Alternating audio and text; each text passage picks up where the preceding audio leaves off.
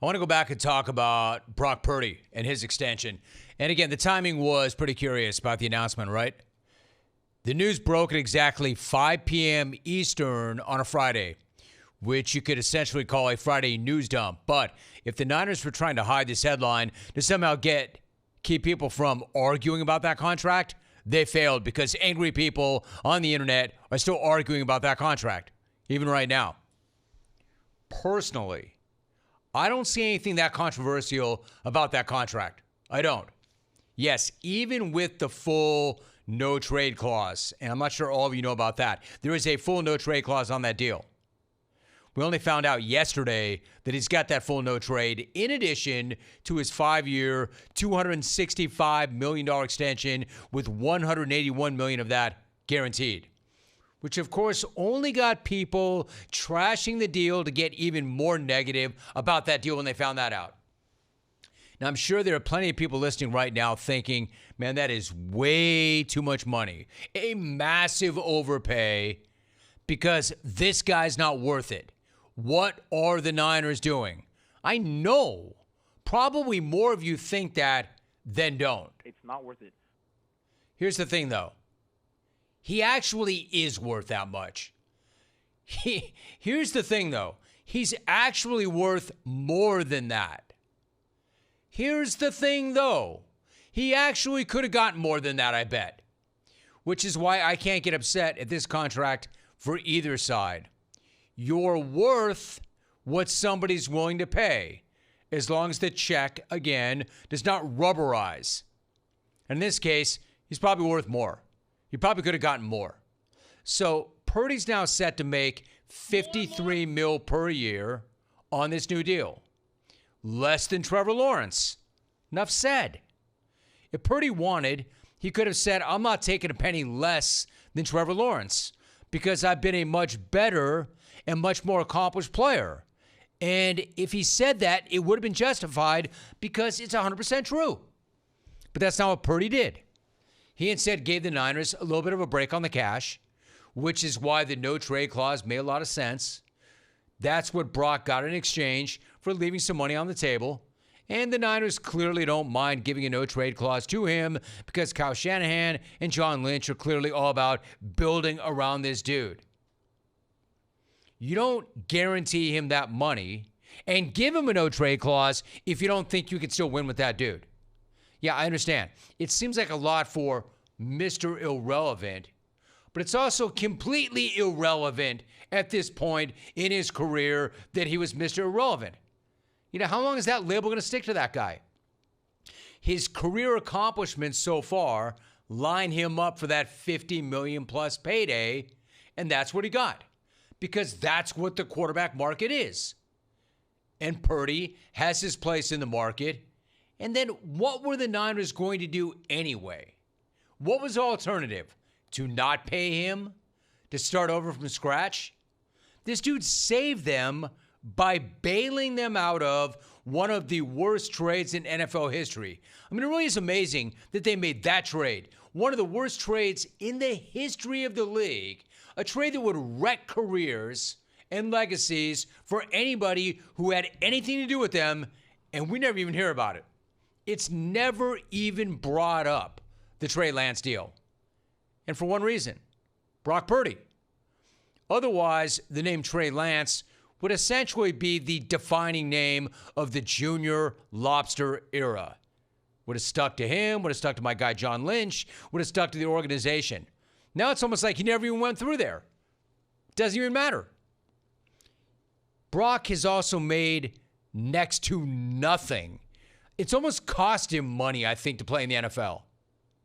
I think he's losing money on this deal. As I've said over and over and over and over again. Essentially, all the top SEC and Big Ten quarterbacks made more money than Brock Purdy did last year.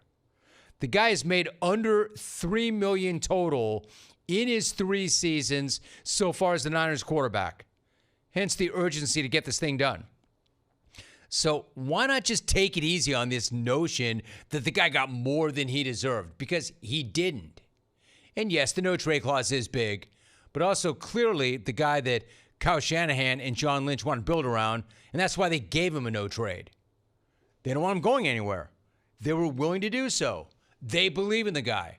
So now the challenge is actually building around the guy. The challenge now is rebuilding the offense to where it was at its peak during their Super Bowl run. And of course, Brock needs help. Of course, the guy needs help, and the guy needs weapons and needs a functioning offense. That's that whole rap. Yeah, well, he's only that guy because of what he has around him. Find me a quarterback that doesn't need help around him. Patrick Mahomes. Even Mahomes needs some help. Look at his season last year. Even that guy can't play 1 on 11.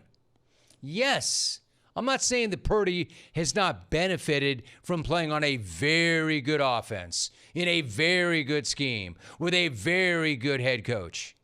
I'm not saying that. But he's proven he can win with that offense. And there's no reason a Kyle Shanahan coach team shouldn't have a good offense, since the majority of the rest of the league is some kind of copycat or adaptation of that offense. And by the way, look at every other quarterback that he's worked with. Other than Matt Ryan, when he was an MVP, he didn't get this kind of productivity out of any other quarterback. So don't just say it's all Kyle Shanahan. People act like Purdy has nothing to do with this. Nothing. Which is why I see no issue here. He's earned it. Look at the years he's had. Look at how close he's gotten them to a championship. It's a fair deal for both sides. And he is Kyle's guy. Now the challenge is making it work. There is no controversy here. Even the lava flingers and the magma throwers are trying to make one on the internet. I know, but I don't see it. The Purdy extension was almost as much of a no-brainer. And yes, I'm saying it. It's a no-brainer. The Nick Sirianni extension. Remember when that dude was on the hot seat? Remember when that dude was having guys play rock, paper, scissors? Remember when that dude had nothing better to do than talk junk to his own fans in the seats? Neither do I. Because the Eagles just signed and announced a multi-year extension for their Super Bowl champion head coach too. So I guess that means less thinking equals contract extension. Less thinking equals money takeover. Less thinking equals money takeover. Less thinking equals money takeover. Less thinking equals contract extension. Do it again, Albie. Less thinking equals job security. Takeover. Less thinking equals I'm not going anywhere. Less thinking equals I rule. Takeover. Less thinking equals rock, paper, scissors. Takeover. Less thinking equals talent. I'm the man. Less thinking. So you know Sirianni wants to open up the IG right now. Man, just open it up, go live, and just scream, hey, I don't hear a bleep anymore, Chiefs fans. See ya! Hey, I don't hear anymore! See ya! See ya! See ya! I know what I'm doing. You come to find out he does know what the hell he's doing. That's the thing.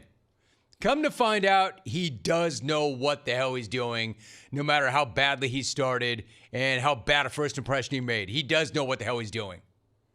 I'll own that. This guy knows exactly what the hell he's doing. People doubted it, and I admit I did. I was one of those people. But this dude knows exactly what the hell he's doing. Two dudes that have had massive success that nobody seems to think had anything to do with their massive success. Kutcher.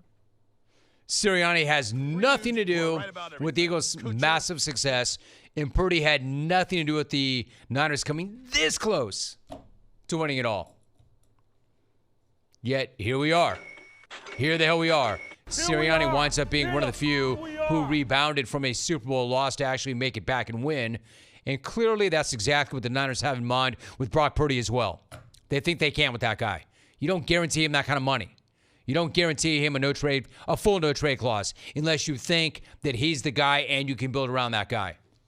But they have to build around that guy. Like the Eagles showed us, it's definitely possible. You can sign a contract or a quarterback to big-time money, and you can build around him. Howie Roseman is a genius, but it can be done. It can be done. Let me ask you something. Jalen Hurts.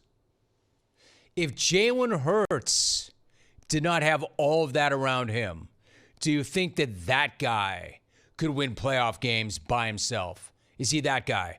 Of course Jalen Hurts benefits from having all that talent around him. The same way Brock Purdy benefits. Just people can't get over the fact that he's Mr. Irrelevant. You know, we saw Jalen Hurts overcome a lot of adversity, granted, with big programs, granted. But the guy does need help. The guy does need that talent. He does need that defense. Who wins without talent around them? Find me quarterbacks that win big consistently without having weapons around them. I have no issue with that deal at all. If anything, I think he may have left a little bit of money on the table. 7th highest paid quarterback per year. Annual average.